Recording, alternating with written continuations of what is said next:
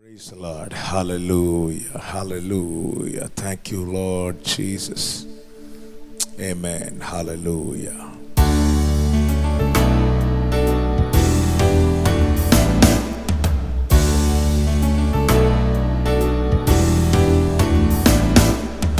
உம்மோடு இருப்பதுதான் உள்ளத்தின் வாஞ்சையா, சித்தம் செய்வதுதான் இதயத்தின் ஏக்கமையா. உம்மோடு இருப்பதுதான் உள்ளத்தின் வாஞ்சையா, சித்தம் செய்வதுதான் இதயத்தின் ஏக்கமையா.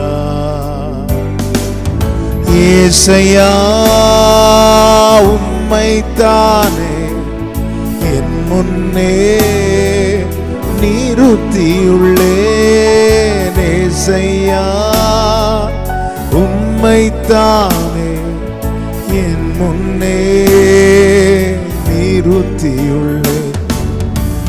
இரக்கமும் உருக்கமும் நீடிய சாந்தமும் கிருபையும் உள்ளவரே. இரக்கமும் உருக்கமும் நீடிய சாந்தமும் கிருபையும் உள்ளவரே. என் ஜீவனை அழிவில் என் ஜீவனை அழிவில் நின்று மீட்டவரே. என் இயேசுவே மீட்டவரே. என் இயேசுவே. எல்லாரும் சேர்ந்து கைகளை உயர்த்தி ஏசையா உம்மைத்தானே என் முன்னே நிறுத்தியுள்ளேன். ஏசையா உம்மைத்தானே என் முன்னே நிறுத்தியுள்ளேன். எபினேசரே எல்லேலியோன் என்றுமே உயர்ந்தவரே. எபினேசரே எல்லேலியோ என்றுமே உயர்ந்தவரே. எல் ஷடாய் சர்வ வல்லவரே. எல் ஷடாய் சர்வ வல்லவரே. எல்ரோயி என்னை காண்பவரே. எல்ரோயி என்னை காண்பவரே. சேர்ந்து சொல்லுவோம். ஏசையா ஏசையா உம்மைத்தானே என் முன்னே நிறுத்தியுள்ளேன். ஏசையா உம்மைத்தானே என் முன்னே நிறுத்தியுள்ளேன். இரக்கமுள்ள தேவனே, பரிசுத்த பிதாவே, உம்முடைய சமூகத்தில் தாழ்த்துகிறோம். இந்த நல்ல வேளைக்காய் நன்றி செலுத்துகிறோம். உம்முடைய வசனத்தை தியானிக்க, ஆண்டவரை கிரகிக்க, உட்கொள்ள எங்கள் ஒவ்வொருவருக்கும் கிருபை செய்யும்படி ஜெபிக்கிறோம். நீர் எங்கள் மத்தியில் வெளிப்படுவீராக, நீரே பேசுவீராக. கேட்கிற ஒவ்வொரு இருதயத்தையும் கர்த்தர் பண்படுத்தி பக்குவப்படுத்தி நூறாய் பலன் கொடுக்கத்தக்கதாய் கிருபை செய்யும்படி கேட்கிறோம். வல்ல கரத்தில் தாழ்த்துகிறோம். எங்கள் சிந்தைகள் கவனங்கள் ஒன்றும் ஆண்டவரே திசை திருப்பப்படாதபடிக்கு கர்த்தர் நேராக்குவீராக. இயேசுவின் நாமத்தில் பிதாவே, ஆமென், ஆமென். கர்த்தருடைய பரிசுத்த நாமத்திற்கு மகிமை உண்டாவதாக. ஒவ்வொருவரையும் இயேசு கிறிஸ்துவின் நாமத்தினாலே வாழ்த்துகிறேன். இந்த பைபிள் ஸ்டடி திங்கட்கிழமை இரவு தோறும் ஆமென் இப்படி ஒளிபரப்பப்படுகிறது. அநேகர் இதிலே இணைந்து கொள்ளுகிறீர்கள். உங்கள் ஒவ்வொருவரையும் கர்த்தர் ஆசீர்வதிப்பாராக. 1 கொரிந்தியர் 1வது அதிகாரம் அதனுடைய 6வது வசனத்தை வாசிக்க கேட்கலாம். 1 கொரிந்தியர் 1வது அதிகாரத்தின் 6வது வசனம். அவர் மூலமாய் உங்களுக்கு அளிக்கப்பட்ட தேவ கிருபைக்காக நான் உங்களை குறித்து எப்பொழுதும் என் தேவனை ஸ்தோத்திரிக்கிறேன். அவர் மூலமாய் உங்களுக்கு அளிக்கப்பட்ட கிருபைகளுக்காக நான் உங்களை குறித்து எப்பொழுதும் என் தேவனை ஸ்தோத்திரிக்கிறேன். நான் முகவுரையை பேசவில்லை. இதுக்கு முந்தின ஸ்டடிஸ் நீங்கள் பார்த்தீங்கன்னா தெரியும். இதில் பிரதானமாய் இந்த 1வது அதிகாரம் அழைப்பை குறித்து சொல்லப்பட்டிருக்கிறது.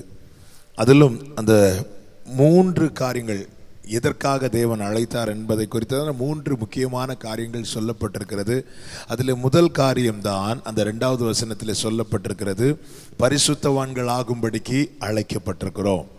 நாம் பரிசுத்தவான்களாய் மாற அல்லது நம்மை பரிசுத்தவான்களாய் மாற்றதான் தேவன் நமக்கு உபதேசங்களை கொடுக்கிறார், கிருபைகளை கொடுக்கிறார், ஆமென், வரங்களை கொடுக்கிறார். அந்த கிருபைகளை குறித்து தான் நாம் சில வாரங்களாய் தியானித்து கொண்டிருக்கிறோம். நாம் கிருபையின் நாட்களில் வாழ்ந்து கொண்டிருக்கிறோம், கிருபையின் காலத்தில் வாழ்ந்து கொண்டிருக்கிறோம். என்னதான் கிருபையின் காலத்தில் வாழ்ந்து கொண்டிருக்கிறோம் என்று சொன்னாலும் ஒரு காரியம் நமக்கு தெளிவாய் தருகிறது. இந்த கிருபையின் நாட்களினுடைய கடைசி பகுதி, லாஸ்ட் சாப்டர்ல நாம வாழ்ந்து கொண்டிருக்கிறோம் என்பது நமக்கு கிளியரா தெரிகிறது. ஆண்டவருக்கு மகிமை உண்டாவதாக. இந்த நிருபங்கள் நல்ல கவனிங்க. சுவிசேஷம் நம்மை ரட்சிப்புக்கு நேராய் நடத்துகிறது. ரட்சிக்கப்பட்டவர்களை சபையிலே கர்த்தர் கூட்டி சேர்க்கிறார். சபையிலே சேர்க்கப்பட்டவர்களுக்கு தேவன் என்ன செய்கிறார்? உபதேசங்களை கொடுக்கிறார். இந்த உபதேசங்கள், ஆமென். அப்போஸ்தலனாகிய பவுல் கொரிந்து சபைக்கு இந்த நிருபங்களை எழுதுவதற்கான பிரதான காரணங்களில் ஒன்று என்ன தெரியுமா?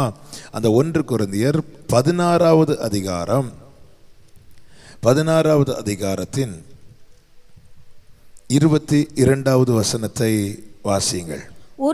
ஒருவன் கர்த்தராகிய இயேசு கிறிஸ்துவினிடத்தில் அன்பு கூறாமற் போனால் அவன் சபிக்கப்பட்டவனாய் இருக்க கடவன். கர்த்தர் வருகிறார். 1வது அதிகாரத்திலே கிருபைகளுக்காய் ஸ்தோத்திரிக்கிறவன், கடைசி அதிகாரத்திலே சொல்லுகிறான் அன்பு கூறலைன்னா அவன் சபிக்கப்பட்டவனாய் இருக்க கடவன். கர்த்தர் வருகிறார். அப்போ நல்ல கவனமா கேளுங்க. கிருபையை தேவன் நமக்கு தந்திருக்கிறார் என்றாலே புரிந்து கொள்ளுங்கள், வருகையில் அவர் நம்மை எதிர்பார்க்க விரும்புகிறார். நாம் சபிக்கப்பட்டவர்கள் இங்கே சொல்லப்பட்டது யாரை குறித்து என்றால் கைவிடப்படுகிறவர்களை குறித்து. அந்த வருகையில எடுத்துக்கொள்ளப்படாமல் விட்டுவிடப்படுகிறவர்களை குறித்து இங்கே சபிக்கப்பட்டவன் என்று சொல்லப்பட்டிருக்கிறது. அப்படி ஒரு நிலை வந்துவிடக்கூடாது. அதாவது ஒண்ணுமே தெரியாம, எதுவுமே அறியாமையிலே வீழ்ந்தவர்கள் ஒரு கூட்டத்தார், எல்லாம் அறிந்தும் ஆமென் வாய்ப்பு கிடைக்காமல் போகிற நிலைமை என்பது அது மிகவும் பரிதாபமான நிலைமை. ஆண்டவராகிய இயேசு கிறிஸ்து ஒரு உவமையை சொல்லுவார் அல்லவா? ஒரு கல்யாண வீட்டில் விருந்துக்கு அழைக்கப்பட்ட அநேகரை அழைத்த போது அவர்கள் யாரும் வரவில்லை. அப்பொழுது என்ன செய்தார்? அந்த வழியில் இருக்கிற சப்பானி, முடவர் எல்லாரையும் அழைத்து வீட்டுக்குள்ளே, கல்யாண விருந்துக்குள்ளே, விருந்து சாலைக்குள்ளே அழைத்து கொண்டு வருகிறார். அழைத்து கொண்டு வரும்போது அங்கே ராஜா ஒவ்வொருத்தரையா பார்க்கும்போது ஒருவன் மாத்திரம் கல்யாண வஸ்திரம் இல்லாதவனாய் இருந்ததை பார்த்தார். வஸ்திரம் இல்லாதவனாய் இருந்தவனை என்ன செய்கிறார் என்றால் கையும் காலும் கட்டி அழுகையும் பற்கடிப்பும் நிறைந்த இடத்திலே தூக்கி போடுகிறார். இங்கே நான் இப்படி சொல்ல விரும்புகிறேன், அந்த உள்ளே வராமல் வெளியே தள்ளப்பட்டார்கள் அல்லவா, அழைப்புக்கு பாத்திரவான்களாய் காணப்படாமல் போனார்கள் அல்லவா, அவர்களை விடவும் மிகவும் பரிதபிக்கப்பட்டவன் யார் என்றால் உள்ளே வந்த பிறகும், உள்ளே வந்த பிற்பாடும் அந்த பாக்கியம் கிடைக்காமற் போனதே அவன்தான் மிகவும் பரிதபிக்கப்பட்டவன். நாம் கிறிஸ்துவை அறிந்திருக்கிறோம், சபைக்குள்ளே சேர்க்கப்பட்டிருக்கிறோம். இவ்வளவு பெரிதான பாக்கியத்தை நாம் பெற்றுக்கொண்டும் அந்த நித்தியத்தை நாம் இழப்போமானால், வருகையில் நாம் கைவிடப்படுவோமானால், நம்மை விட பரிதபிக்கப்பட்டவர்கள் யாருமே இருக்க முடியாது. எனவேதான் கர்த்தர் தருகிற கிருபை எதற்காக என்பதை அறிந்து கொள்ள வேண்டும். கிருபையை விருதாவாக்குகிறதில்லை என்று பவுல் சொல்லுகிற காரணங்கள் அதுதான். கிருபையை போக்கடிக்க கூடாது. ஆவியிலே ஆரம்பம் பண்ணினவர்கள் மாம்சத்திலே போய் நம்முடைய ஓட்டத்தை முடிக்க கூடாது. ஆமென். கிருபை எதற்காய் கொடுக்கப்பட்டிருக்கிறது? கிருபைக்கு ஒரு நியமம் உண்டு, பர்பஸ் உண்டு. அவர் சும்மா கிருபையை கொடுக்கவில்லை, சகல ஞானத்தோடு புத்தியோடும் அதை விளங்க பண்ணினார். கிருபை இந்த நாட்களில் எதற்காக எனக்கு கிருபை அளிக்கப்பட்டிருக்கிறது என்பதை அறிந்து, நாம் ஒவ்வொருவரும் அறிந்து அதற்கு நேராய் நாம் நம்மை ஆயத்தப்படுத்தி கொள்ள வேண்டும். யோனா தீர்க்க தரிசன புஸ்தகத்தில் யோனா சொல்லுகிற ஒரு வார்த்தை உண்டு. 2வது அதிகாரம் அதனுடைய 8வது வசனம். யோனா 2:8. பொய்யான மாயையை பற்றி கொள்கிறவர்கள் தங்களுக்கு வரும் கிருபையை போக்கடிக்கிறார்கள். பொய்யான மாயையை பற்றி கொள்ளுகிறவர்கள் தங்களுக்கு வரும் கிருபையை போக்கடிக்கிறார்கள். இந்த வார்த்தைகளை நல்லா கவனிக்கணும். ஆமென். இந்த யோனா நமக்கு தெரியும், கர்த்தர் நினிவேக்கு போக சொல்லுவார், அவன் தர்ஷீஷை நோக்கி செல்லுவான். செல்லும்போது கடல் கொந்தளிக்கும், அவனை தூக்கி போடுவார்கள். அப்பொழுது கர்த்தர் அவனை விழுங்கும்படிக்கு ஒரு மீனுக்கு கட்டளையிட்டார். அந்த மீன் அவனை விழுங்கவில்லை என்றால் அவன் அதிலே அழிந்து போயிருப்பான், மரித்து போயிருப்பான். அவன் சாகாதபடிக்கு, அவனை விழுங்கும்படிக்கு கர்த்தர் ஒரு மீனுக்கு கட்டளையிட்டார். இந்த வார்த்தையை நான் இப்படி சொல்ல விரும்புகிறேன். கடல்ல தூக்கி போட்டாச்சு, கண்டிப்பா அவன் செத்திருப்பான். அந்த கப்பல்ல இருந்து அத்தனை பேரும் என்ன நினைச்சிருப்பாங்க? அவன் செத்திருப்பான், யோனா உட்பட. யோனாவை கடல்ல தூக்கி போட சொன்னது யோனா தப்பும்படியாக அல்ல, கப்பல்ல இருக்கிறவங்க தப்பட்டும். எப்படி என் நிமித்தம் எல்லாரும் சாகிறதுக்கு நான் மட்டும் செத்துட்டு போறேன், கப்பல்ல இருக்கிறவங்க தப்பட்டும். இந்த ஒரு எண்ணத்தோட தான் யோனா சொல்றான், என்ன தூக்கி கடல்ல போடுங்க. கடல்ல போடாட்டியும் எப்படியும் அழிவு கன்ஃபார்ம் ஆயிட்டு. எனவே சொல்றான், நீங்க என்ன கடல்ல தூக்கி போட்டுருங்க, நான் மட்டும் செத்துறேன். நம்ம சேர்ந்து சாகிறதுக்கு நான் மட்டும் செத்துடுறேன். நீங்க என்ன கடல்ல தூக்கி போடுங்க, நீங்க என்ன கடல்ல தூக்கி போடுங்க, நீங்க தப்பி போயிருங்க சொல்லி அவன் தூக்கி போட்டவர்களும் தீர்மானித்து விட்டார்கள், அவன் இதோட மரித்து விடுவான். தூக்கி போடப்பட்டவனும் தீர்மானித்து விட்டான், இதோட நான் மரித்து விடுவேன் என்று. ஆனால் கர்த்தர் என்ன செய்கிறார்? அவர் மீனுக்கு கட்டளையிட்டார். நான் அதை இப்படி ஒரு வார்த்தையோடு சேர்த்து சொல்லுகிறேன். தாவீது இப்படி சொல்லுகிறான், கர்த்தர் பகற்காலத்தில் தமது கிருபையை கட்டளையிட்டார். கிருபையை கட்டளையிட்டார். இங்கே அந்த மீன் யோனாவை விழுங்கவில்லை என்றால் யோனா சாப்டர் அதோட க்ளோஸ். தீர்க்கதரிசியா இருந்தாலும் ஓட்டத்தை ஓடி முடிக்காமல் நித்தியத்தை சுதந்தரிக்க முடியாது. அதற்கு யாரும் விதிவிலக்கு அல்ல. என்னதான் வரம் பெற்றவர்களா இருந்தாலும் சரி, பாஸ்டரா இருந்தாலும் சரி, யாரா இருந்தாலும் சரி. ஆமென். நமக்கென்று ஒரு ஓட்டம் நியமிக்கப்பட்டிருக்கிறது. அதை நாம் ஓடி முடித்தால் மாத்திரமே நித்தியத்தை சுதந்தரிக்க முடியும். எனவே தான் எலியா போதும் சொன்னதும் ஆண்டவர் சொன்னார், நீ அப்படி டிசைட் பண்ணக்கூடாது எலியாவே, அதை டிசைட் பண்ண வேண்டியது நான். ஓட்டத்தை நியமித்தவர் டிசைட் பண்ணணும். அதனால நீ செல்ல வேண்டிய தூரம் வெகு தூரம் ஓடுன்னு சொல்லி ஓட வைக்கிறார். இப்போ யோனாவுக்கு ஓட்ட முடியல. ஆனா யோனா நினைச்சிட்டான், எப்படியும் சாக போறோம், அழிய போறோம். அப்படியே யோனாவின் கதை அங்கே முடிந்திருந்தாலும் அவன் அந்த நித்தியத்தை எப்படி சுதந்திரித்திருப்பான்? நிச்சயமா கிடையாது. அப்ப கர்த்தர் இங்கே என்ன செய்கிறார் என்றால் அவனுக்கு கிருபையை கட்டளையிடுகிறார். அந்த கிருபை தான் ஒரு பெரிய மீன் வந்து யோனாவை விழுங்கினது. ஆமென். சில நான் ஸ்டடி ஆனாலும் சில செய்திகள் இருதயத்தை தட்டும் போது நான் அதை உங்களோடு பகிர்ந்து கொள்ளுகிறேன். சில சூழ்நிலைகளிலே தேவன் நம்மை அகப்படுத்தினது கூட நான் இப்படி சொல்ல விரும்புகிறேன், அவர் கிருபையை கட்டளையிடுகிறார். காணாமல் போன ஆட்டை ஒரு மேய்ப்பன் தேடிக்கொண்டு போனான் அல்லவா? அந்த ஆடு எங்கே இருந்தது? ஒரு புதரில் சிக்கி இருந்தது. அந்த புதரில் சிக்கி இருந்தது.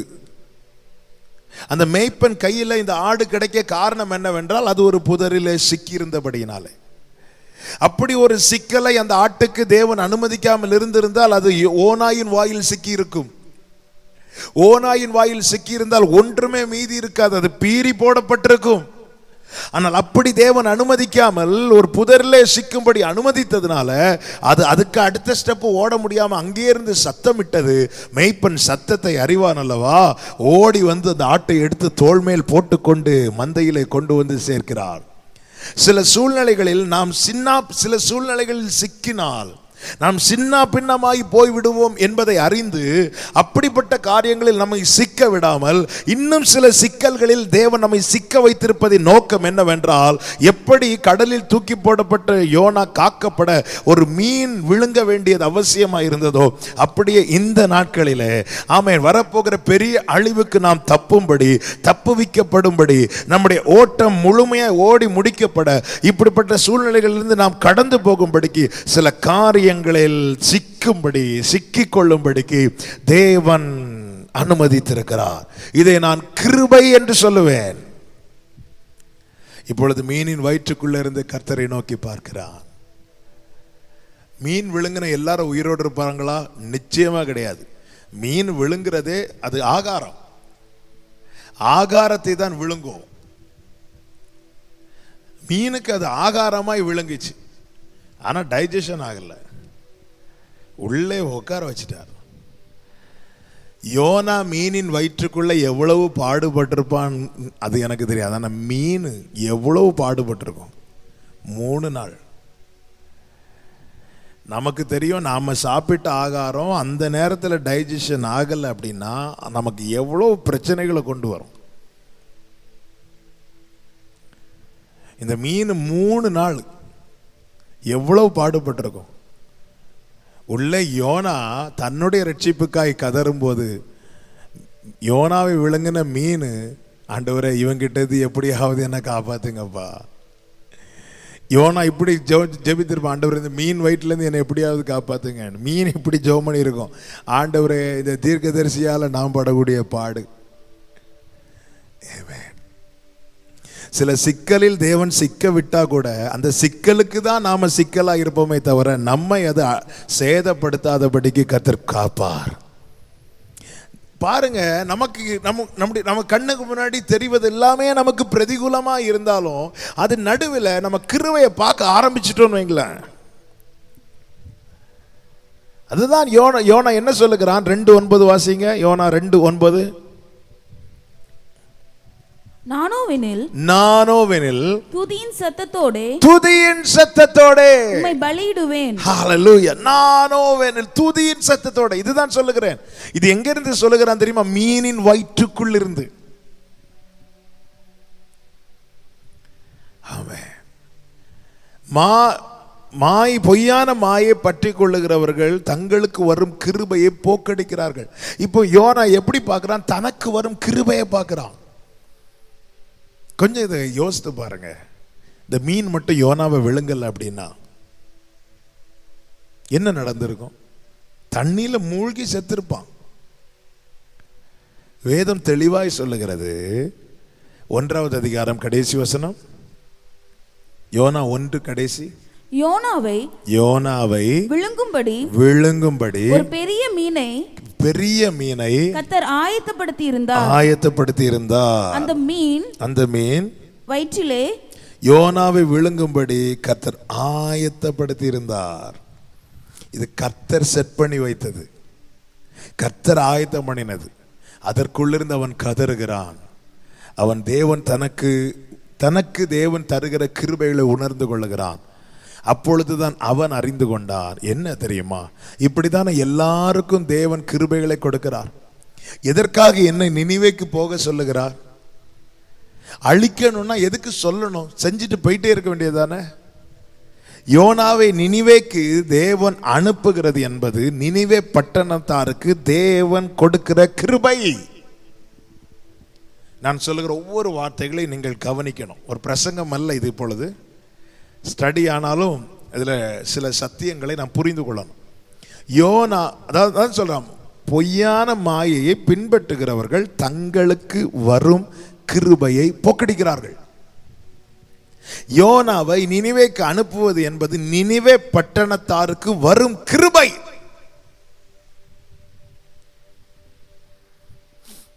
Praise the Lord. யோனா தனக்கு வரும் கிருபையை இனி அவன் போக்கடிக்க விரும்பவில்லை. எனவேதான் சொல்லுகிறான், நானோவெனில் துதியின் சத்தத்தோட உமக்கு பலியிடுவேன், நான் பண்ணின பொருத்தனையை செலுத்துவேன், ரட்சிப்பு கர்த்தருடையது. அப்போ நல்ல கவனிங்க, கிருபை வருதுனாலே அதுக்கு பின்னாடி ரட்சிப்பு வருது.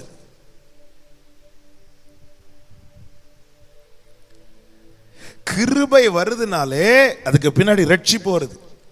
யோனாவை நினிவேக்கு அனுப்புகிறார் என்றால் நினிவே பட்டணத்துக்கு கிருபை வருகிறது.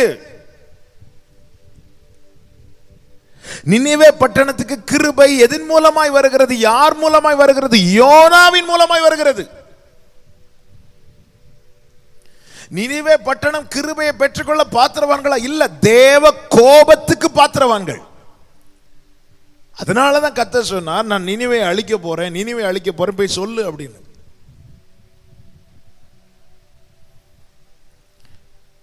யோனா போகல, வழி மாறி போவான், கடல்ல தூக்கி போடுவான். 3 நாட்கள் மீனின் வயிற்றுக்குள்ளே இருந்தார். மீனை ஆயத்தம் பண்ணி வைத்திருந்தார்.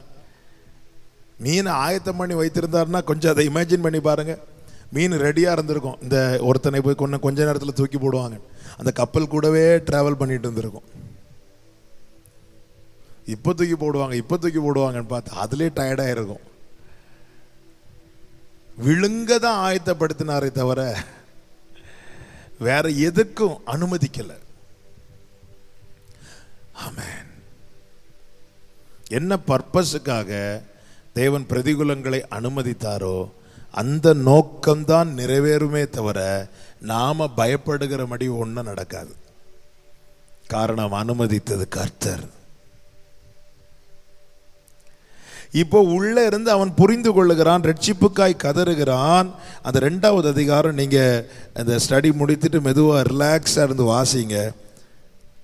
அந்த மீனின் வயிற்றிலிருந்து யோனா தன் தேவனாகிய கர்த்தரை நோக்கி விண்ணப்பம் பண்ணி கப்பலின் அடித்தட்டிலிருந்து செய்ய வேண்டியதை செய்யாம மீனின் வயிற்றிலிருந்து செய்யறான். கப்பலின் அடித்தட்டில் சுகமா படுத்து தூங்குறான். மீனின் வயிற்றில் உபவாசித்து ஜபிக்கிறான். சில கம்ஃபர்ட் சோனைய தேவன் நம்மளை விட்டு அகற்றுவது எதற்கு தெரியுமா? நம்மை தண்டிப்பதற்கல்ல, நம்மை அவரை நோக்கி கூப்பிட பண்ணுவதற்காக. சுகமா இருக்கும்போது கப்பலின் அடித்தட்டில் நல்ல இதமா இருந்துச்சு, படுத்து தூங்கிட்டு இருந்தான். ஆனால் மீனின் வயிற்றுக்குள் அவனால் தூங்க முடியல. அவன் எப்படி சொல்றான் பாருங்க, என் நெருக்கத்தில் நான் கர்த்தரை நோக்கி கூப்பிட்டேன், அவர் எனக்கு உத்தரவருளி, நான் பாதாளத்தின் வயிற்றிலிருந்து கூக்குரலிட்டேன்.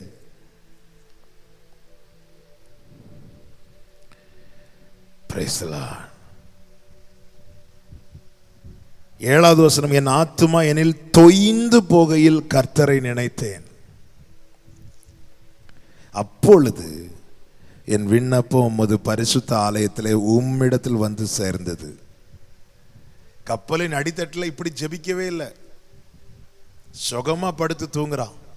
ஆனா நெருக்கம் வந்தபோது அவன் ஜெபிக்கிறான். இப்ப தெரியுதா ஏன் தேவன் சில நெருக்கங்களை அனுமதிக்கிறார் என்று?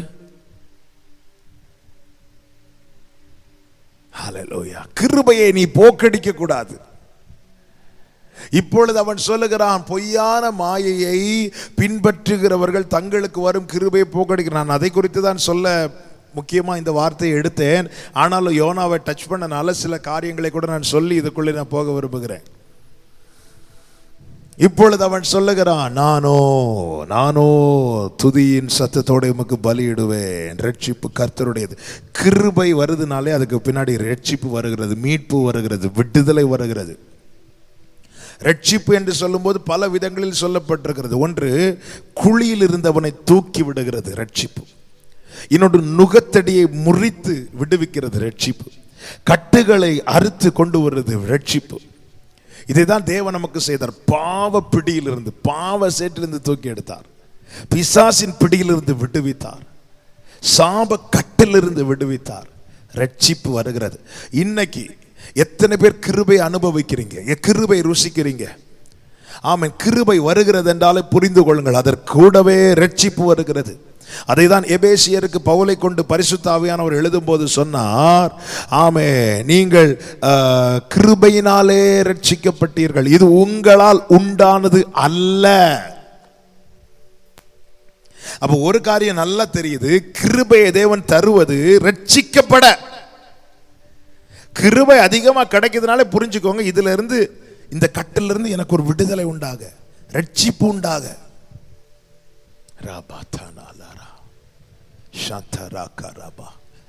கிருபையை போக்கடிப்பதற்கல்ல, ரட்சிக்கப்பட, விடுவிக்கப்பட கிருபையோடு கூட தேவ ரட்சிப்பு வருகிறது. இப்படி அவன் சொல்லிக் கொள்ளும் போது 10வது வசனத்தை வாசிங்க. யோனா 2:10. கர்த்தர் மீனுக்கு கட்டளையிட்டார், அது யோனாவை கரையிலே கக்கி விட்டது. அப்படின்னு என்ன அர்த்தம்? அவனுக்கு ரட்சிப்பு கிடைக்கிறது. கிருபையை எவன் ஒருவன் புரிந்து கொள்ளுகிறானோ அவன் ரட்சிப்பை அனுபவிப்பான். கிருபையை எவன் ஒருவன் சரியான விதத்தில் அறிந்து கொள்ளுகிறானோ அவனே ரட்சிப்பை சுதந்தரிப்பான்.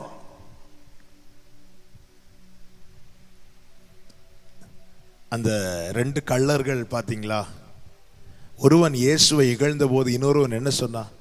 ஏய், நீ இப்படி அறையப்பட்டோம், இந்த தண்டனைக்கு உட்பட்டோம், இன்னும் உனக்கு உணர்வு இல்லையா? அவர் என்ன குற்றம் செய்தார்? நாமோ இதுக்கு பாத்திரவான்களானதுனால நம்மை சிலுவையில் அறைந்திருக்கிறார்கள். தன் நிலை உணர்ந்தான், கிறிஸ்துவோடு கூட அறையப்பட்டதை கிருபை என்று எண்ணினான்.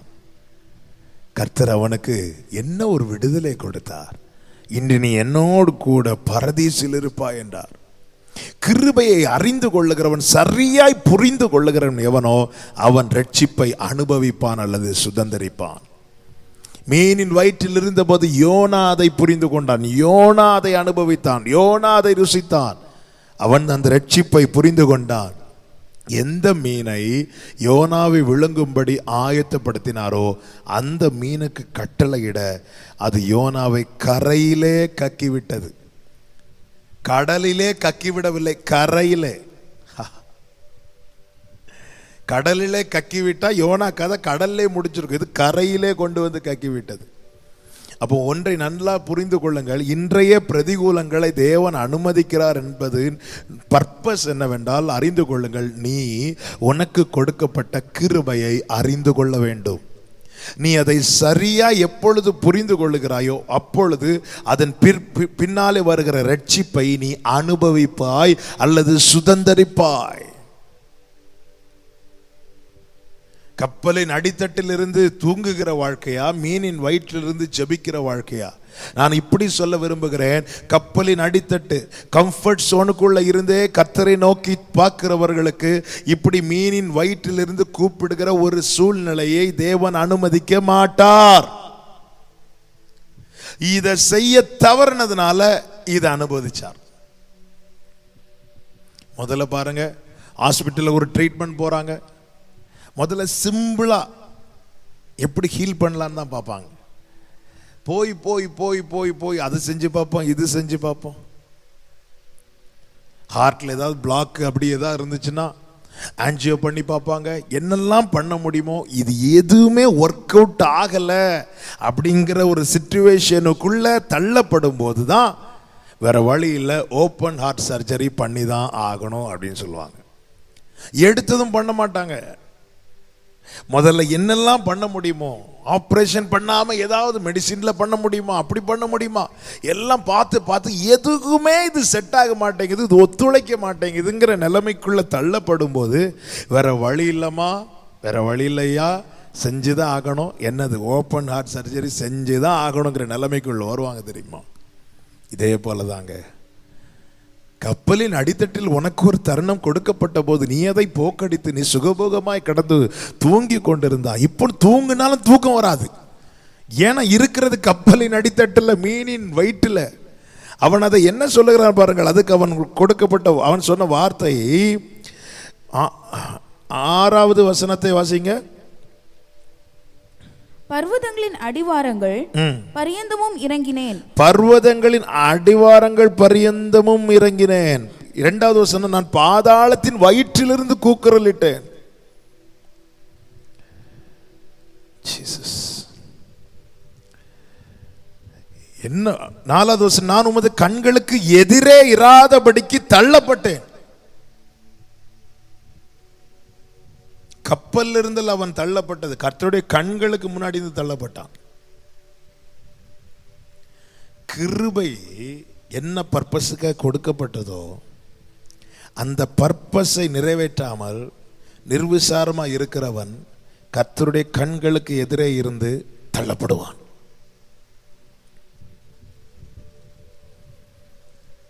ஜீசஸ்.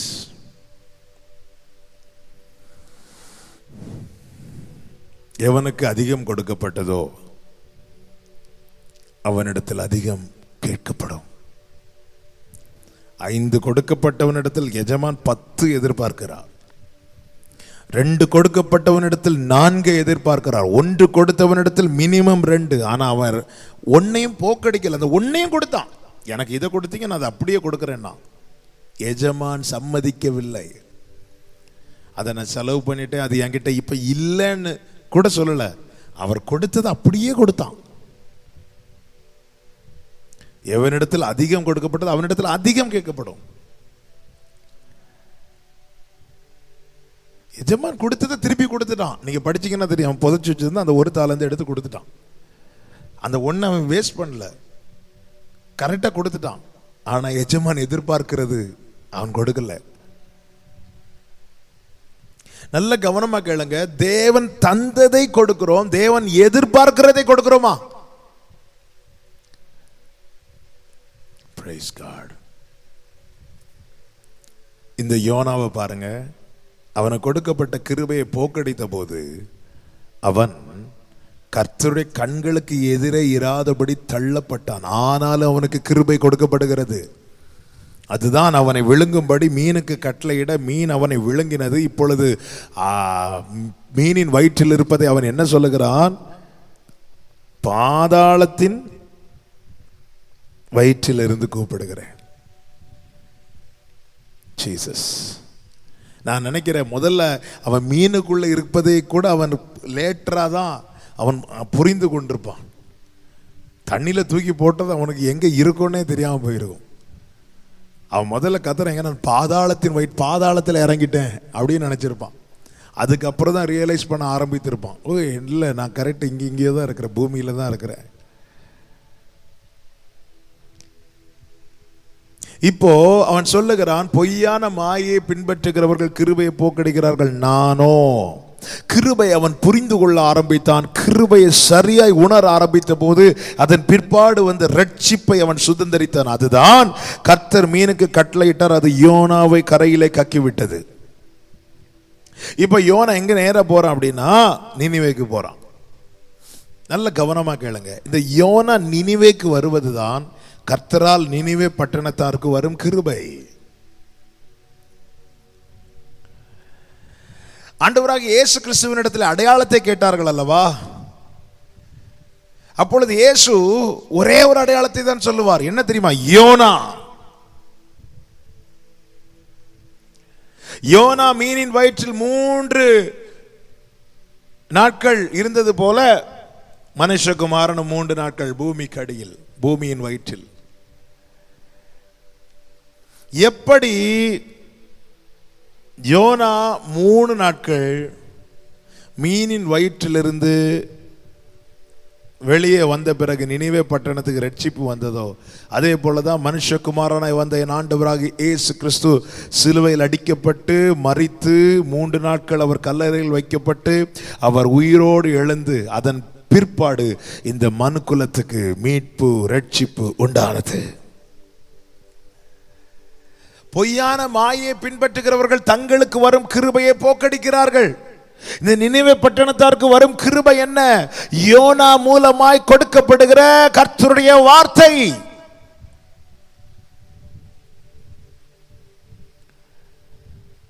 ஹல்லேலூயா. அதாவது யோனா நினிவே பட்டணத்துக்கு வந்தது என்பது தேவனால் நினிவே பட்டணத்தாருக்கு வரும் கிருபை. கர்த்தர் சொல்லுகிறார், இது மனுஷகுமாரனுக்கான ஒரு அடையாளம் என்று சொல்லுகிறார். இயேசு கிறிஸ்து இந்த பூமியில் வந்தது பரலோக தேவனால் நமக்கு கிடைக்கப்பெற்ற கிருபை. பொய்யான மாயையை பின்பற்றுகிறவர்கள் தங்களுக்கு கொடுக்கப்பட்ட இந்த கிருபையை போக்கடிக்கிறார்கள். பொல்லாங்கை செய்ய விரும்புகிறவன் ஒளியை பகைக்கிறான்.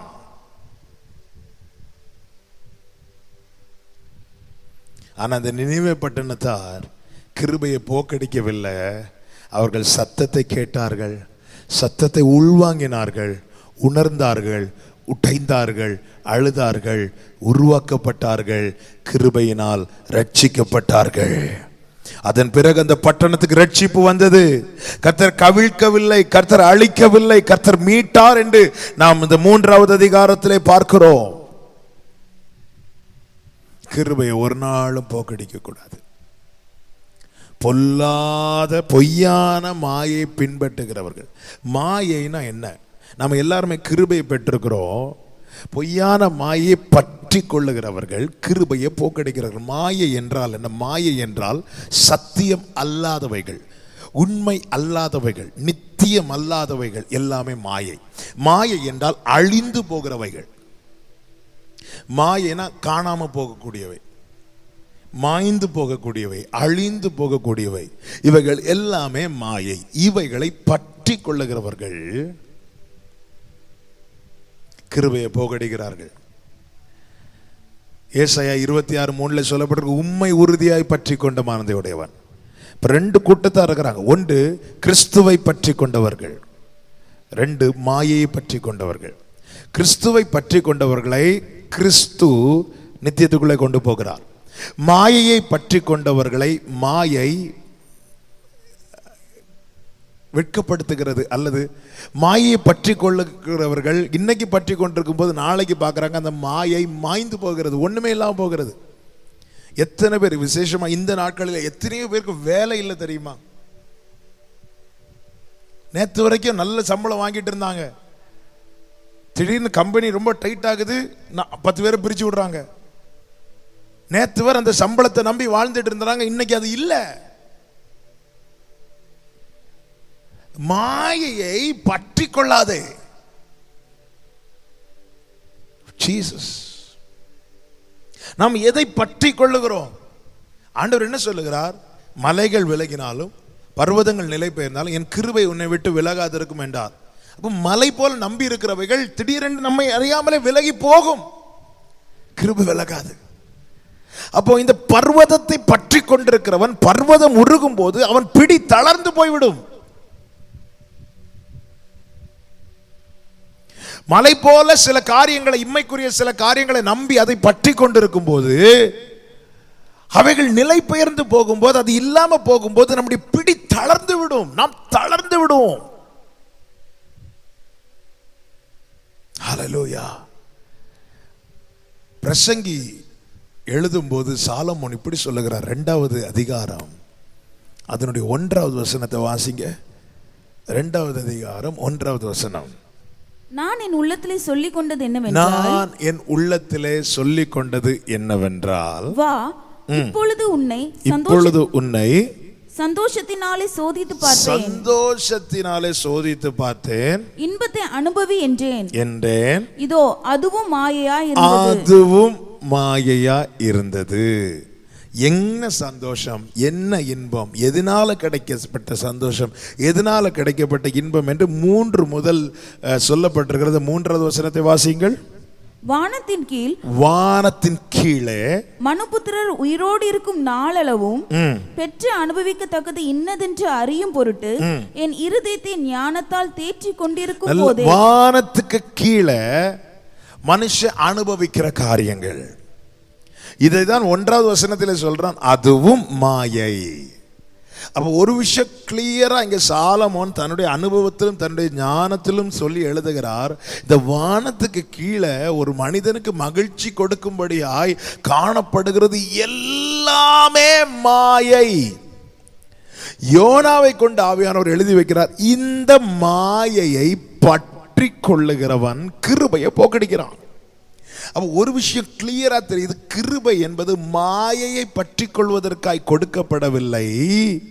ஆமென். கிருபை என்பது நித்தியமானவரை பற்றி கொள்ளும்படியாய் கொடுக்கப்படுகிறது. இந்த வானத்துக்கு கீழே இந்த சாலமோன் சம்பாதித்த காரியங்கள் அநேகம் சொல்லி இருக்கிறது. நான் 1-2 சொல்லுகிறேன். 4வது வசனத்தை வாசிங்க. நான் பெரிய வேலைகளை செய்தேன். அவனுடைய வேலை என்பது பெரிய வேலை. ஆமாம், பெரிய வேலை. இன்னைக்கு சொல்லணும்னா அன்னைக்கு உள்ள ராஜா, அவனுக்கு ஒரு பொசிஷன்ல பெரிய வேலையை செய்தேன். எனக்காக வீடுகளை கட்டினேன்.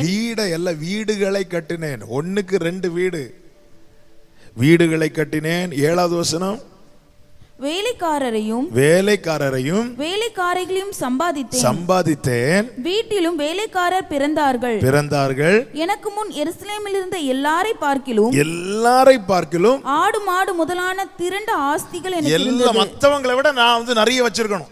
மற்றவங்களை விட பொதுவாகவே சில வீடு கட்டும் போது பார்த்துருக்கீங்களா, ஃபவுண்டேஷன் போடும்போது சிலர் ஹைட்டை கூட்டியிருப்பாங்க. இதுக்கு ஹைட்டை கூட்டுறீங்க, நிறைய ரீசன் சொல்லுவாங்க. அதில் ஒரு ரீசன் என்ன, அந்த வீட்டை விட என் வீட்டு ஃபவுண்டேஷன் ஜாஸ்தியாக இருக்கணும். அநேக காரணங்கள் சொல்கிறாங்க, எனக்கு தெரியல அது. ஆனால் நான் ஒருத்தங்கள்ட்ட கேட்கும்போது அவங்க என்கிட்ட சொன்ன வார்த்தை அதுதான். ஃபவுண்டேஷன் போடும்போது இவங்களை விட ஜாஸ்தி. பொதுவாகவே மனிதனுடைய மைண்ட் செட் அப்படி தான் இருக்குது. இங்கே சாலமோனை அதை விட்டு வைக்கல. சாலமோன் சொல்ற, மற்றவர்களை பார்க்கலாம் நான் திரண்ட ஆஸ்திகளை சேர்த்தேன். மற்றவர்களை பார்க்கலாம், இவங்களை விட. அதாவது என் பிள்ளை நல்லா இருக்கணும்னு நினைக்கிறது வேற, என் பிள்ளை அவங்கள விட நல்லா இருக்கணும்னு நினைக்கிறோம் தெரியுமா? அங்கதான் நம்ம சில காரியம் மாயை பற்றி கொள்ளுகிற நிர்பந்தத்துக்குள்ள நம்ம தள்ளப்படுகிறோம். என் பிள்ளை நல்லா இருக்கணும், என் பிள்ளை வாழ்ந்திருக்கணும், என் பிள்ளை சுகித்து இருக்கணும், இப்படி நினைப்பது வேற. என் பிள்ளை அவங்கள விட நல்லா இருக்கணும், இவங்களை விட நல்லா இருக்கணும். இது இப்படிப்பட்ட எண்ணங்கள் இருக்குமானால் புரிந்து கொள்ளுங்கள், நாம் மாயையை பற்றி கொண்டிருக்கிறோம். அப்போ ஒரு நம்ம எதை வைத்து பார்க்கலாம்? அவங்க நல்லா இருக்கிறாங்க, நம்மளையே அறியாம சொல்றோம். எதை வைத்து சொல்றோம்? அவன்கிட்ட நல்ல வீடு இருக்கு, அவன்கிட்ட நிறைய ஆஸ்தி இருக்கு, அவனுக்கிட்ட அது இருக்கு, இது இருக்கு. அப்போ என் பிள்ளை அதை விட நல்லா இருக்கணும் நம்ம நினைப்போமானால் நம்ம எதை பற்றி கொண்டிருக்கிறோம்? பெரிய வீடுகளையா, வேலையா, ஆஸ்திகளையா? அவங்கள விட நான் சம்பாதித்தேன், இவங்களை விட சம்பாதித்தேன். அடுத்து பாருங்க 8வது வசனம். வெள்ளியையும் பொன்னையும் ராஜ சம்பத்தையும் மாகாணங்களில் உள்ள பொருட்களையும் சேகரித்தேன். வெள்ளியும் ஆஸ்தியை சம்பாதித்தது மாத்திரம் இல்ல, வெள்ளி பொண்ணு எவ்வளவு சேர்த்து வைக்க முடியுமோ அவ்வளவு சேர்த்து வச்சேன். அடுத்து 10வது வசனம். என் கண்கள் இச்சித்தவைகளில் ஒன்றையும் நான் அவைகளுக்கு தடை பண்ணவில்லை, விட்டு வைக்கவில்லை, தடை பண்ணவில்லை. சில தேவையில்லா சும்மா பொருட்களை வாங்கி குவிப்பாங்க, பார்த்துருக்கீங்களா? அதுல இந்த ஆன்லைன் ஒன்று வந்திருக்கிறதுனால, ஏன் இது வாங்கினேன், அது ஆஃபர் போட்டிருக்கேன், சரி ஆஃபர் போட்டிருக்கான் வாங்கினேன். இதனால என்ன யூஸ்? இதனால இப்போ யூஸ் இல்லை, ஆனால் இப்படி ஒரு ஆஃபர் இனி கிடைக்காது. ஜீசஸ் இங்கே சாலமோன் சொல்ல, என் கண்களில் இச்சித்தவைகள் ஒன்றே நான் விட்டு வைக்கவில்லை சொல்லிட்டு 11வது வசனத்துல சொல்றாரு, என் கைகள் செய்த சகல வேலைகளையும் நான் பட்ட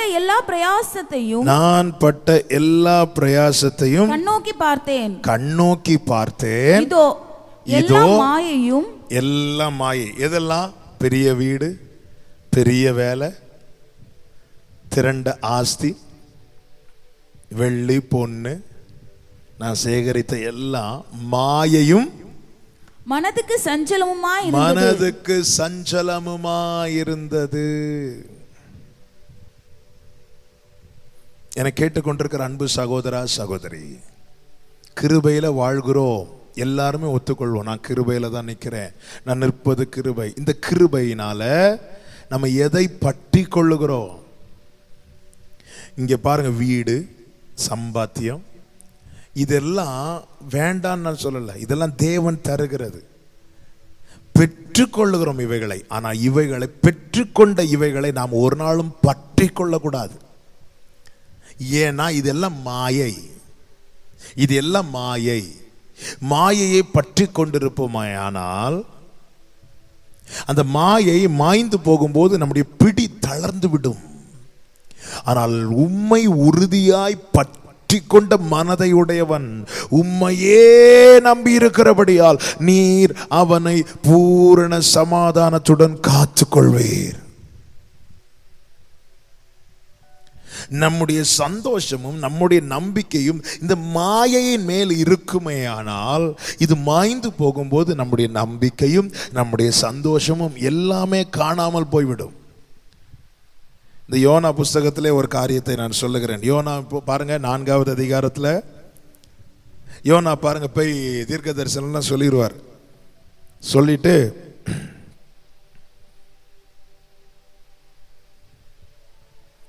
ஜனங்கள் அதை கேட்டு திருந்தி மனம் வருந்தி பொல்லாத கிரியைகள்லாம் விடுவாங்க. விட்டதும் கர்த்தர் பார்த்து மனஸ்தாபப்படுவார். மனஸ்தாபப்பட்டதும் யோனாக்கு ரொம்ப கோபம் வந்துடும். ஏன்னா ஒரு பெரிய தீர்க்கதரிசியில் அவர் சொன்னது நடக்கலைல்ல. இவன் நினிவே காக்கப்பட்டதை விட யோனாவுக்கு பெரிய இஷ்யூ என்ன அப்படின்னா, நான் சொல்லி நடக்கலையே. இவன் யோனா ஆண்டவரை பார்த்து பயங்கரமாக ஜெபம் பண்ணுவார். ஜெபம் பண்ணிட்டு 5வது வசனத்தை வாசிங்க. பின்பு யோனா நகரத்திலிருந்து புறப்பட்டு நகரத்துக்கு கிழக்கே போய் அங்கே தனக்கு ஒரு குடிசையை போட்டு நகரத்துக்கு சம்பவிக்க போகிறதை தான் பார்க்கும் மட்டும் அதன் கீழ் நிழலிலே உட்கார்ந்திருந்தான். அடுத்து யோனாவுடைய தலையின் மேல் நிழல் உண்டாயிருக்கவும் அவனை அவனுடைய மனமடிவுக்கு நீங்களாக்கவும் தேவனாகிய கர்த்தர் ஒரு ஆமணக்கு செடியை முளைக்க கட்டளையிட்டு அதை அவன் மேல் ஓங்கி வளர பண்ணினார். அவன் போய் உட்கார்ந்து இருக்கிறான். அப்ப யோனாவின் தலை மேல நிழல் உண்டாயிருக்க அவனை நல்ல கவனி, அவனை அவனுடைய மன மடிவுக்கு நீங்களாக்க தேவனாகிய கர்த்தர் ஒரு ஆமணக்கு செடியை பூமியிலே முளைக்க கட்டளையிட்டு அதை அவன் மேல் ஓங்கி வளர பண்ணினார். அப்போ ஒரு விஷயத்தை புரிந்து கொள்ளுங்கள். அவர் ஆவிக்குரிய நன்மைகளை மாத்திரமல்ல பூமிக்குரிய நன்மைகளையும் தருகிறவர். வானத்திலிருந்து 3வது அதிகாரம் 1வது வசனம், கர்த்தருடைய வார்த்தை யோனாவுக்கு உண்டானது. வானத்திலிருந்து அவனுக்கு வேண்டிய வார்த்தையும் உண்டாகிறது. அவனை அவனுடைய மனமடிவுக்கு நீங்களாக்கும்படிக்கு அவன் பூமியிலிருந்து ஒரு ஆமணக்கு செடியும் கர்த்தர் முளைக்க கட்டளையிடுகிறார். யோனாவுக்கு வேண்டியது மேலிருந்தும் கொடுக்கப்படுகிறது, கீழிருந்தும் கிடைக்கப்படுகிறது. அதுதான் வானத்துக்குரிய ஆசீர்வாதமும் பூமிக்குரிய ஆசீர்வாதமும் ஒரு தேவ பிள்ளைக்கு நிறைவாய் கிடைக்கும். அவன் இம்மையிலும் மறுமையிலும் இப்படித்தான் சொன்னார். வானத்திலிருந்து வார்த்தை கிடைக்கிறது, வானத்துக்குரிய ஆசீர்வாதங்கள் கிடைக்கிறது. வார்த்தையை விட வேற ஆசீர்வாதம் என்ன? பூமியிலிருந்து ஆமணக்கு செடி முளைக்கப்படுகிறது. எதற்காக முளைக்கப்படுகிறது? அவனுக்கு ஒரு நிழல் வேணும், அவனுக்கு ஒரு கூடாரம் வேணும், அவனுக்கு ஒரு தங்குமிடம் வேணும், அவனுடைய மனமடிவு நீங்களாக்கப்பட வேண்டும். சூழ்நிலைகள் மாறும்போது நாம் அதிகமாக மனமடிவுக்கு உள்ளாக்கப்படுவோம். என்னதான் நாளை குறித்து கலங்க வேண்டாம் பிரசங்கம் பண்ணாலும் நம்முடைய கெப்பாசிட்டியை டச் பண்ற மாதிரி சிச்சுவேஷன் வரும்போது நாளை குறித்து எதிர்காலத்தை குறித்து நம்ம நடுங்க ஆரம்பிப்போம். இது இயல்பு. ஆனா கர்த்தர் அப்படியெல்லாம் விட்டுற மாட்டார். அவர் என்ன செய்கிறார்? மனமடிவு, எதை நினைத்து நம்ம சோர்ந்து போறோமோ அதை அகற்றும்படி நமக்கு வேண்டிய பூமிக்குரிய நன்மைகளை அவர் முளைக்க பண்ணுகிறார். இப்போ அது வளருகிறது. இதை செய்கிறது யோனா அல்ல, இது செய்தது கர்த்தர். நான் எனக்காக முளைக்க பண்ணுவேன், ஆனால் நான் அதை பற்றி கொள்ளலாம்.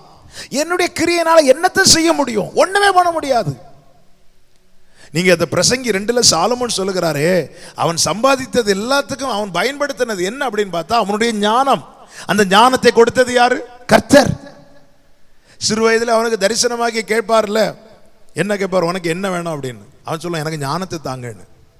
அவன்கிட்ட இல்லாதது தானே கேட்டார். அப்ப அவன்கிட்ட இல்லாதது கர்த்தர் கொடுத்தார். இன்னைக்கு ஏதோ நீங்க சம்பாதிக்கிறீங்க அப்படின்னாலே புரிந்து கொள்ளுங்கள், சம்பாதிக்கத்தக்க பலத்தை கர்த்தர் தந்திருக்கிறார். இதுதான் உபாகமம் 8வது அதிகாரம் 15 முதல் இருக்கிறது. சம்பாதிக்கிறதுக்கு ஏற்ற பலனை கர்த்தர் தந்திருக்கிறார். அதை வாசிங்க, அந்த வசனங்களை வாசிங்க. உபாகமம் 8வது அதிகாரம் 15 முதல்.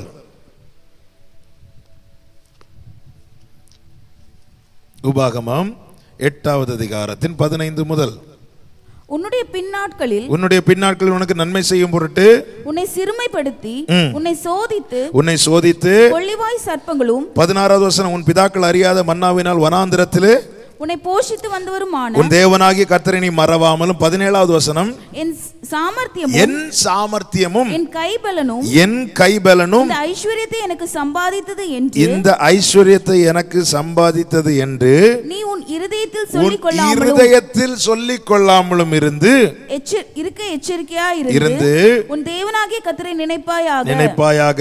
அவரே உன் பிதாக்களுக்கு ஆணையிட்டு கொடுத்து தம்முடைய உடன்படிக்கையை உறுதிப்படுத்தும்படி இந்நாளில் உண்டாயிருக்கிறது போல ஐஸ்வர்யத்தை சம்பாதிக்கிறதற்கான பலனை உனக்கு கொடுக்கிறவர். இங்கே என்ன வார்த்தை நான் சொல்லுகிறேன் என்றால், இந்த பலனை கொடுக்கிறது கர்த்தர். அப்போ கர்த்தர் கொடுத்த பலனால் நான் சம்பாதித்த ஐஸ்வர்யத்தை பற்றி கொள்வேனானால் நான் கிருபையை போக்கடிக்கிறேன். ஆமென். மாறாக இந்த ஐஸ்வர்யத்தை சம்பாதிக்கிறதுக்கான பலனை தந்தாரே, அந்த பலனை தந்தவரை நான் பற்றி கொள்வேனானால் நான் கிருபையை போக்கடிக்கவில்லை. இந்த பலனால் சம்பாதித்த ஐஸ்வர்யம் மாயை, அது காணாம போய்விடும். ஒன்றும் கொண்டு வரவில்லை, ஒன்றும் கொண்டு போகவில்லை.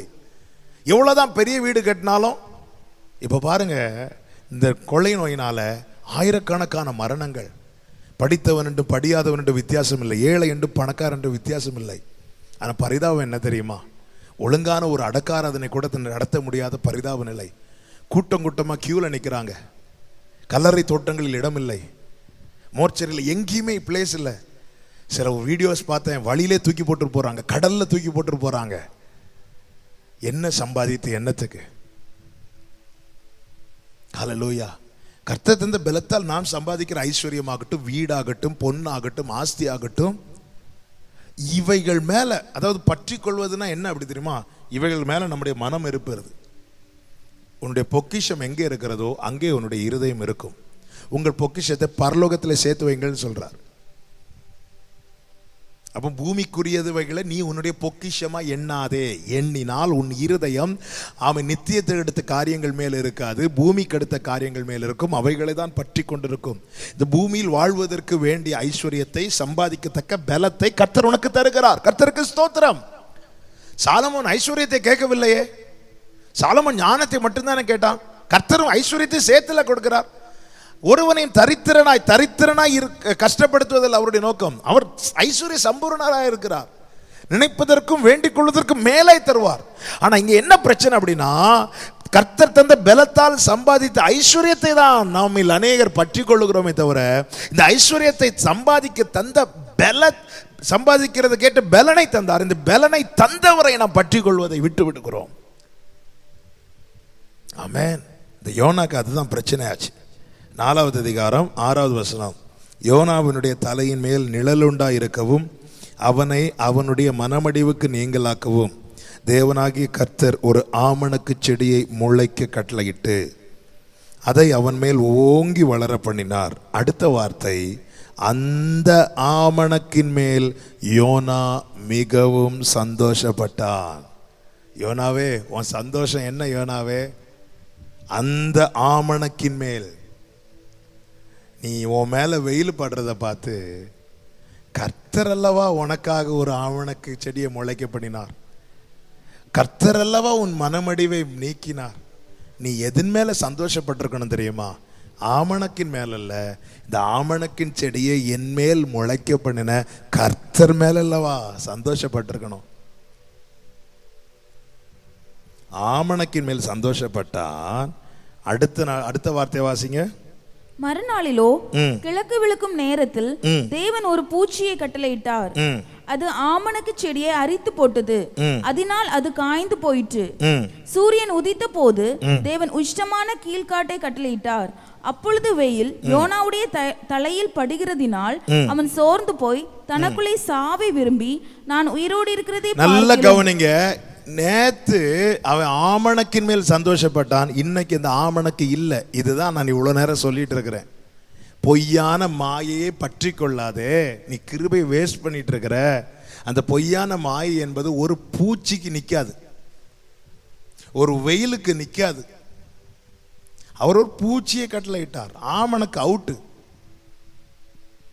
கிருபையில வாழ்கிறோம் என்று சொல்லிக் கொள்ளுங்க. எதை பற்றி கொண்டிருக்கிறோம்? வேலையா, வீட்டையா, சம்பாத்தியத்தையா, படிப்பையா? ஒரு பூச்சி வந்தா முடிஞ்சு. ஒரு பூச்சி, கொரோனா ஒரு பூச்சி தானே, ஒரு வைரஸ் தானே, ஒரு பூச்சி, எல்லா கதையும் முடிஞ்சு. உங்கள் சந்தோஷம் நிறைவா இருக்கும்படி நான் இதை சொல்லுகிறேன். எதன் மேல நம்ம சந்தோஷம் வைத்திருக்கிறோம்? Glory Father. ஒரு ஆமணக்கு முளைக்கப்பட்டது, ஆனா அதுக்கு பின்னாடி கிரியை செய்தது யார்? கர்த்தர். இதுதான் ஆபகுக் சொல்லுகிறான் பாருங்கள். ஆபகுக் 3வது அதிகாரம் 17-18. அத்திமரம் துளிர் விடாமல் போனாலும், திராட்சை செடிகள் பழம் உண்டாகாமற் போனாலும், ஒலிவ மரத்தின் பலன் அற்று போனாலும், வயல்கள் தானியத்தால் விளைவியாமற் போனாலும், கிடையில் ஆட்டு மந்தைகள் முதலற்று போனாலும், தொழுவத்திலே மாடு இல்லாமல் போனாலும், நான் கர்த்தருக்குள் மகிழ்ச்சியாயிருப்பேன். யோனாக்கு மகிழ்ச்சி எதன் மேல் இருந்தது? ஆமணக்கின் மேல் இருந்தது. ஆபகுக்கின் மகிழ்ச்சி எதன் மேல் இருக்கிறது? கர்த்தரின் மேல் இருக்கிறது. ஆமணக்கு பூச்சி வந்தாலும் ஆமணக்கு அவுட்டு. ஆனா ஆமணக்கு போனாலும் கர்த்தர் தான் இருந்தார் யோனாவோடு பேச. இந்த பூமியில எதுவுமே நிலையானதல்ல. நிலையற்றவைகளை பற்றி கொள்ளும் போது, அவைகள் இல்லாமல் போகும்போது நமக்கு என்ன உண்டாகுமா? யோனா எதை விரும்பினான்? சாவை விரும்பினான். சாவை விரும்பினான். கிருபை தந்தது சாவுறதுக்கா? நீ சாகணும்னா கடல்லையே உன் கதையை முடிச்சிருக்கணுமே யோனாவே. கடல்ல இருந்து காப்பாத்திட்டு இங்க கொண்டு வந்து உன்னை சாகடிக்கிறதுக்கா? இல்ல. பர்பஸ புரிந்துகொள். நீ மாயையை பின்பற்றுவாய். ஆமணக்கின் மேல் உனக்கு சந்தோஷம் இருக்குமானால், ஒரு பூச்சி வந்து அதை அழித்து போட்ட அந்த சந்தோஷத்தையும் சேர்த்தெல்லாம் அழித்து போடுகிறது. தேவன் உனக்குள் கிருபையினால் கொடுத்த சந்தோஷத்தை ஒரு பூச்சி வந்து அடிக்குதா? நம்முடைய நம்பிக்கை எதன் மேல இருக்குங்க? நம்ம சம்பாதித்து வைத்த பணத்தின் மேல் இருக்குமானால், அந்த பணம் போச்சுன்னா நம்ம நம்பிக்கையோ அந்த பணம் நம்பிக்கையோ அந்த பணம் சேர்த்து எழுதிட்டு போகுது. நம்முடைய மகிழ்ச்சி எதன் மேல் இருக்கிறது? யோனா ஆமணக்கு நிமித்தம் சந்தோஷப்பட்டான். ஆபகு கர்த்தர் மேல் மகிழ்ச்சியா இருந்தான். கர்த்தர் மேல் மகிழ்ச்சியா இருந்ததுனால ரெண்டுக்கு வித்தியாசம் என்ன? வித்தியாசம், 2 பேருக்கும் நஷ்டம் வந்துச்சு. யோனா சொல்லுகிறான், யோனாவுக்கு நஷ்டம் வந்த போது அவன் சாவை விரும்பினான். இவனுக்கு நஷ்டம் வந்த போது இவன் நம்பிக்கையை இன்னும் உறுதிப்படுத்துகிறான். நான் கர்த்தருக்குள் மகிழ்ச்சியாயிருப்பேன். இவனுக்கு நஷ்டம் வரவில்லை. நஷ்டம் வந்தாலும் என்று சொல்லுகிறான். அத்திமரம் துளிர் விடாமல் போனாலும், திராட்சை செடி பலன் கொடாமல் போனாலும், நான் கர்த்தருக்குள் மகிழ்ச்சியாயிருப்பேன். என் ரட்சிப்பின் தேவனுக்குள் களி கூறுவேன். ஆண்டவராகிய கர்த்தர் என் பலன். அவர் என் கால்களை மான் கால்களை போலாக்கி உயரமான ஸ்தலங்களில் என்னை நடக்க பண்ணுவார். அப்போ ஒரு விஷயம் ஆபகுக்கிலிருந்து ஆபகுக் தெளிவாய் சொல்லுகிறார். என்ன தெரியுமா? நான் அத்தி மரத்தையோ திராட்சை செடியோ ஆட்டு மந்தையோ ஒன்றையும் நான் பற்றி கொள்ளவில்லை. இவைகளை எல்லாம் சம்பாதிக்கத்தக்க பலத்தை தந்தாரே என் பலனாகிய கர்த்தர், நான் அவரை தான் பற்றி கொள்ளுகிறேன். எனவே என்னுடைய மகிழ்ச்சி குறையவில்லை, என்னுடைய நம்பிக்கை தளரவில்லை. எனக்கு இன்னும் தெரியும், ஆமென், அவர் என்னை உயரமான இடங்களில் கொண்டு போய் நிறுத்துவார். இன்றைய நீங்கள் எப்படி 2019 அப்படி இருந்துச்சு, 2020 இப்படி இருக்கும் அப்படி இருக்கும்னு நினச்சோம். ஆனால் 2020 பாதியே லாக்டவுன்லேயே முடிஞ்சுட்டு, இனி அவ்வளோதானே இந்த வருஷம் இப்படி சொல்லி புலம்புகிறவர்களா நீங்கள்? இல்லை, எனக்கு தெரியும் நான் கர்த்தரிடத்தில் மகிழ்ச்சியாக இருக்கிறேன். எனக்கு தெரியும் அவர் என் பலனாக இருக்கிறார். அவர் என்னை உயர்ந்த இடத்திலே கொண்டு போய் நிறுத்துவார். இந்த நம்பிக்கையின் வார்த்தை யார் வாயிலிருந்து வரும் தெரியுமா? கர்த்தரை பற்றி கொள்ளுகிறவர்கள்.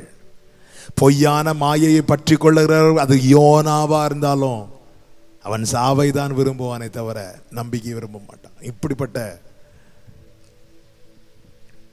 சில சொல்லுவாங்க, ஆண்டவர் சீக்கிரம் வரட்டும். எதுக்கு வரட்டும்? ஐயோ, இதெல்லாம் எங்களுக்கு தாங்க முடியல. ஃபினான்ஷியல் பயங்கரமான நெருக்கம், அந்த பிரச்சனை இந்த பிரச்சனை. அதனால இதுக்கு ஒரே வழி. என்ன வழி? கர்த்தர் சீக்கிரம் வரட்டும்.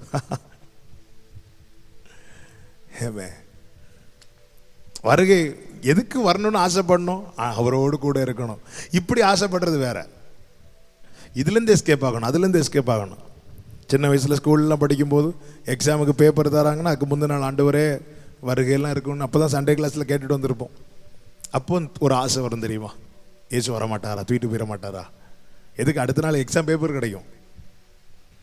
இன்னைக்கு இதே மாதிரி இந்த சின்ன பிள்ளைங்கள மாதிரி தான் பெரியவங்களும் நம்ம பல நேரத்தில் நம்முடைய நம்பிக்கை எதன் மேலே இருக்கிறது, நாம் எதை பற்றி கொண்டிருக்கிறோம்.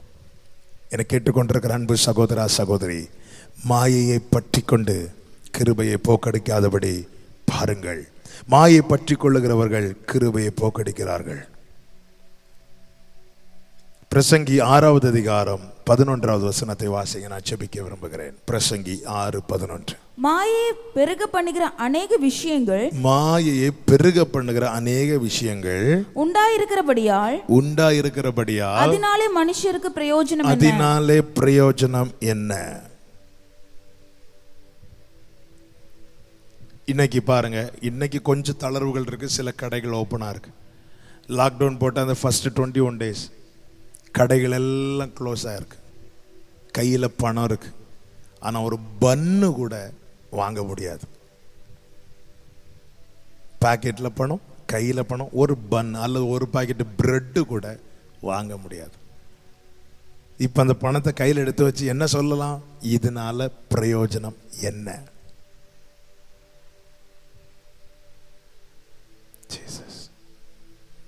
கேரளாவில் பெரிய வெள்ளம் வந்துச்சு, வெள்ளப்பெருக்கு வந்துச்சு. வீடு ஃபர்ஸ்ட் ஃப்ளோர் வரைக்கும் தண்ணி ஆயிடுச்சு. எல்லாரும் மொட்டை மாடியில் நிற்காங்க.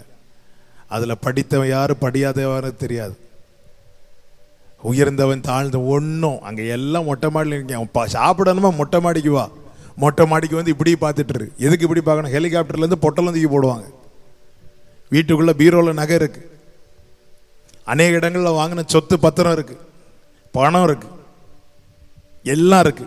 என்ன பிரயோஜனம்? ஜீசஸ். தேவன் தரவைகள் எல்லாம் பெற்றுக்கொள்ளுங்க, ஆனால் பெற்றுக்கொண்டவைகளை பற்றி கொள்ளாதிருங்கள். தந்தவைகளை அல்ல, தந்தவரை பற்றி கொள்ளுங்கள். நீங்கள் கிருபையை போக்கடிக்க மாட்டீர்கள். உம்மை உறுதியாய் பற்றி கொண்ட மனதையுடையவன் உம்மையே நம்பி இருக்கிறபடியால் நீர் அவனை பூரண சமாதானத்துடன் காத்துக்கொள்வீர். கிருபையை பற்றி கொள்வோம். கிருபையை தந்தவரை அதிகமாய் பற்றி கொள்வோம். அவரை பற்றி கொள்ளதான் தேவன் கிருபை தந்திருக்கிறார். கிருபையை நீ புரிந்து கொள்வாயானால் அதன் பிறகு வருகிற ரட்சிப்பை நீ ருசித்தறிவாய், சுதந்தரிப்பாய். கர்த்தர் சொன்ன வார்த்தைகள் காதுள்ளவன் கேட்க கடவன். எல்லாரும் இருக்கிற இடத்துல கண்களை மூடி, இன்னும் தேவை கிருபை தாருமே, இன்னும் தேவை கிருபை தாருமே. பொய்யான மாயையை பற்றி கொண்டு கிருபையை போக்கடிக்காதபடிக்கு உம்மை உறுதியாய் பற்றி கொள்ள எங்களுக்கு அனுகிரகம் செய்வீராக. நாங்கள் கிருபையை சரியாக உணர்ந்து புரிந்து அதன் பிறகே வருகிற அந்த ரட்சிப்பை சுதந்தரிக்க கிருபை செய்யும். நீர் தந்தவைகள் அல்ல எங்களுடைய மகிழ்ச்சியை தீர்மானிப்பது, நீரே ஆண்டவரே எங்களுடைய மகிழ்ச்சி. ஆண்டவரே, இம்மைக்கான காரியங்கள் மேல இல்லாம உம்மையே பற்றி கொண்டு, எப்படி ஆபகு கர்த்தருக்குள் மகிழ்ச்சியா இருப்பேன் என்று சொன்னான், அப்படி நாங்கள் காணப்பட்டு அநித்தியமானவைகளை நித்தியமானவைகளை பற்றி கொள்ள கர்த்தர் கிருபை செய்வீராக. இதை கேட்ட ஒவ்வொருவரை ஆசீர்வதியும் கிருபைக்குள்ள மறைத்துக் கொள்ளும். நீர் பேசின நல்ல வார்த்தைகளுக்காக உமக்கு கோடி ஸ்தோத்திரம், கன மகிமை துதி ஸ்தோத்திரம் முழுவதும் உமக்கே செலுத்துகிறோம். மீட்பர் இயேசு கிறிஸ்துவின் நாமத்தில் பிதாவே, ஆமென். எல்லாரும் சேர்ந்து சொல்லுவோமே, என் ஆத்துமாவே கர்த்தரை ஸ்தோத்திரி, என் முழுமே கர்த்தருடைய பரிசுத்த நாமத்தை ஸ்தோத்திரி. என் ஆத்துமாவே கர்த்தரை ஸ்தோத்திரி, கர்த்தர் செய்த சகல உபகாரங்களை மறவாதே. ஆமென். God bless you. கர்த்தர் உங்களை ஆசீர்வதிப்பாராக. ஆமென்.